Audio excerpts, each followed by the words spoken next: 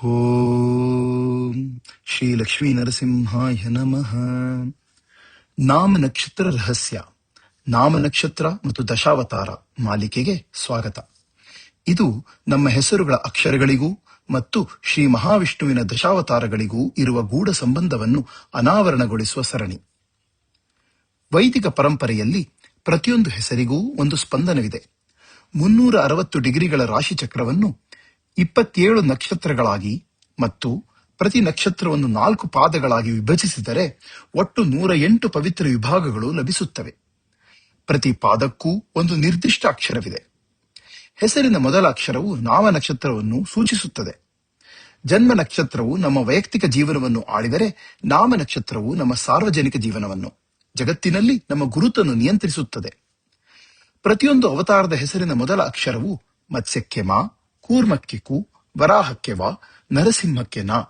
ಇದನ್ನು ಆ ಅಕ್ಷರದ ರಾಶಿ ಹಾಗೂ ನವಾಂಶ ಸ್ಥಾನಕ್ಕೆ ಜೋಡಿಸಿದಾಗ ಆಯಾ ಅವತಾರದ ಉದ್ದೇಶವೇ ಅದರಲ್ಲಿ ಅಡಗಿರುತ್ತದೆ. ಅಕ್ಷರದ ಜ್ಯೋತಿಷ್ಯ ಮುದ್ರೆಯು ಭಗವಂತನ ದಿವ್ಯ ಕಾರ್ಯವನ್ನು ಪ್ರತಿಬಿಂಬಿಸುತ್ತದೆ. ಇಂದು ಈ ಪ್ರಥಮ ಸಂಚಿಕೆಯಲ್ಲಿ ಪವಿತ್ರ ನರಸಿಂಹ ಜಯಂತಿಯ ಶುಭ ಸಂದರ್ಭದಲ್ಲಿ ನಾವು ನರಸಿಂಹ ಅವತಾರದ ನಾ ಅಕ್ಷರದ ರಹಸ್ಯವನ್ನು ತಿಳಿಯೋಣ. ಕತೆ ಸುಪ್ರಸಿದ್ಧ. ಅಸುರ ರಾಜ ಹಿರಣ್ಯಕಶಿಪು ಒಂದು ಅದ್ಭುತ ವರವನ್ನು ಪಡೆದಿದ್ದನು. ಮಾನವ ಅಥವಾ ಮೃಗದಿಂದ, ಹಗಲು ಅಥವಾ ರಾತ್ರಿಯಲ್ಲಿ, ಒಳಗೆ ಅಥವಾ ಹೊರಗೆ, ಭೂಮಿ ಅಥವಾ ಆಕಾಶದಲ್ಲಿ ಯಾವುದೇ ಆಯುಧದಿಂದ ಅವನನ್ನು ಕೊಲ್ಲಲು ಸಾಧ್ಯವಿರಲಿಲ್ಲ. ಗರ್ವದಿಂದ ಮತ್ತನಾದ ಅವನು ವಿಷ್ಣು ಪೂಜೆಯನ್ನು ನಿಷೇಧಿಸಿದನು. ಆದರೆ ಅವನ ಮಗನಾದ ಪ್ರಹ್ಲಾದನು ವಿಷ್ಣುವಿನ ಪರಮ ಭಕ್ತನಾಗಿದ್ದನು. ಎಷ್ಟು ಹಿಂಸೆ ಕೊಟ್ಟರೂ ಬಾಲಕನ ಭಕ್ತಿ ಕದಲಲಿಲ್ಲ. ಕೊನೆಗೆ ಹಿರಣ್ಯಕಶಿಪು ಕ್ರೋಧದಿಂದ ಸ್ತಂಭವನ್ನು ಹೊಡೆದಾಗ ಭಗವಂತನು ನರಸಿಂಹನಾಗಿ ಪ್ರಕಟಗೊಂಡನು. ಅರ್ಧ ನರ ಅರ್ಧ ಸಿಂಹ. ಸಂಧ್ಯಾ ಕಾಲದಲ್ಲಿ, ಹಗಲೂ ಅಲ್ಲ ರಾತ್ರಿಯೂ ಅಲ್ಲ, ಹೊಸ್ತಿಲಲ್ಲಿ, ಒಳಗೂ ಅಲ್ಲ ಹೊರಗೂ ಅಲ್ಲ, ಅಸುರನನ್ನು ತಮ್ಮ ತೊಡೆಯ ಮೇಲಿಟ್ಟು, ಭೂಮಿಯೂ ಅಲ್ಲ ಆಕಾಶವೂ ಅಲ್ಲ, ತಮ್ಮ ಉಗುರುಗಳಿಂದ ಸಂಹರಿಸಿದರು. ಯಾವುದೇ ಆಯುಧವಿಲ್ಲ. ವರದ ಪ್ರತಿಯೊಂದು ಷರತ್ತೂ ಪಾಲಿಸಲ್ಪಟ್ಟಿತು. ಧರ್ಮ ರಕ್ಷಿತವಾಯಿತು. ಪ್ರಹ್ಲಾದನಿಗೆ ಆಶ್ರಯ ಸಿಕ್ಕಿತು. ಈಗ ಜ್ಯೋತಿಷ್ಯ ಮುದ್ರೆಯನ್ನು ಗಮನಿಸಿ.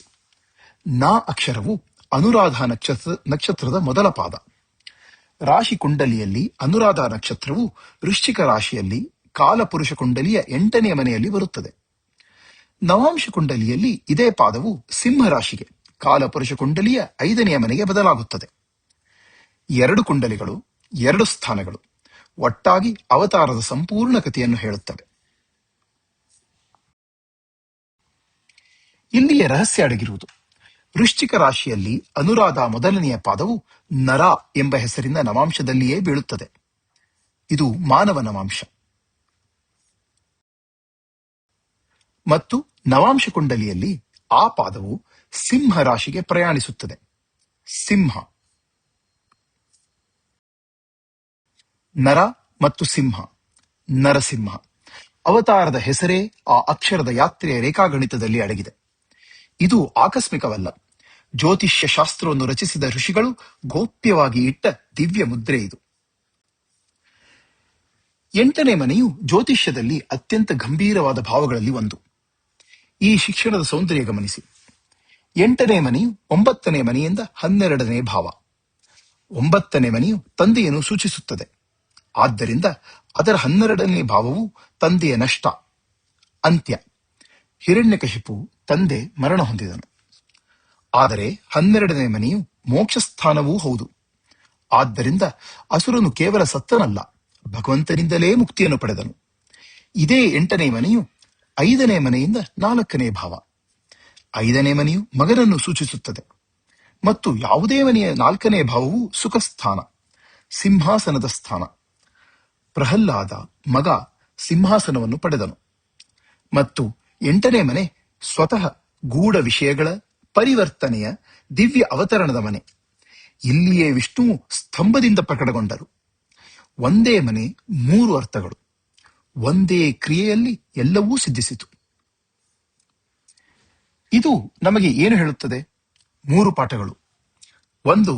ನಾವು ಹೊತ್ತ ಹೆಸರು ಆಕಸ್ಮಿಕವಲ್ಲ.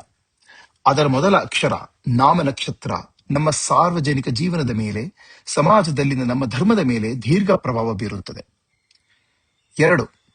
8ನೇ ಮನೆಯನ್ನು ಅನೇಕರು ಭಯದಿಂದ ನೋಡುತ್ತಾರೆ, ಆದರೆ ನರಸಿಂಹ ಕತೆ ಅದರ ಆಳವಾದ ಸತ್ಯವನ್ನು ತೋರಿಸುತ್ತದೆ. ಇದು ಪರಿವರ್ತನೆಯ ಮನೆ, ಇಲ್ಲಿ ಅಂತ್ಯವೇ ಮುಕ್ತಿಯೂ ಆಗಿದೆ. 3. ಪ್ರಹ್ಲಾದನಂತೆ ಭಕ್ತಿ ಅಚಲವಾಗಿದ್ದಾಗ ಭಗವಂತನು ಸ್ವತಃ ಅತ್ಯಂತ ಅನಿರೀಕ್ಷಿತ ಸ್ತಂಭದಿಂದ ಪ್ರಕಟಗೊಂಡು ತಮ್ಮ ಭಕ್ತನನ್ನು ರಕ್ಷಿಸುತ್ತಾರೆ. ಈ ನರಸಿಂಹ ಜಯಂತಿಯಂದು ವಿಶ್ವದ ಯಾವುದೇ ವರ, ಶಕ್ತಿ, ಬಲವೂ ಸತ್ಯವಾದ ಭಕ್ತಿಯ ಮುಂದೆ ನಿಲ್ಲಲಾರದು ಎಂಬುದನ್ನು ನೆನಪಿನಲ್ಲಿಡೋಣ. ಇದೇ ನಾಮ ನಕ್ಷತ್ರದ ರಹಸ್ಯ. ಮುಂದಿನ ಪ್ರತಿ ಸಂಚಿಕೆಯಲ್ಲಿ ನಾವು ಒಂದೊಂದೇ ಅವತಾರವನ್ನು, ಮತ್ಸ್ಯ, ಕೂರ್ಮ, ವರಾಹ, ವಾಮನ, ಪರಶುರಾಮ, ರಾಮ, ಕೃಷ್ಣ, ಬುದ್ಧ ಮತ್ತು ಕಲ್ಕಿ ಪರಿಶೀಲಿಸಿ ಪ್ರತಿ ಹೆಸರಿನಲ್ಲಿ ಅಡಗಿರುವ ಜ್ಯೋತಿಷ್ಯ ಮುದ್ರೆಯನ್ನು ಅನಾವರಣಗೊಳಿಸುತ್ತೇವೆ. ಲಕ್ಷ್ಮೀ ನರಸಿಂಹನು ನಿಮಗೆ ಅಭಯ ಭಕ್ತಿ ಮತ್ತು ವಿವೇಕವನ್ನು ದಯಪಾಲಿಸಲಿ. ಓಂ ಶ್ರೀ ಲಕ್ಷ್ಮೀ ನರಸಿಂಹಾಯ ನಮಃ. ಧನ್ಯವಾದಗಳು.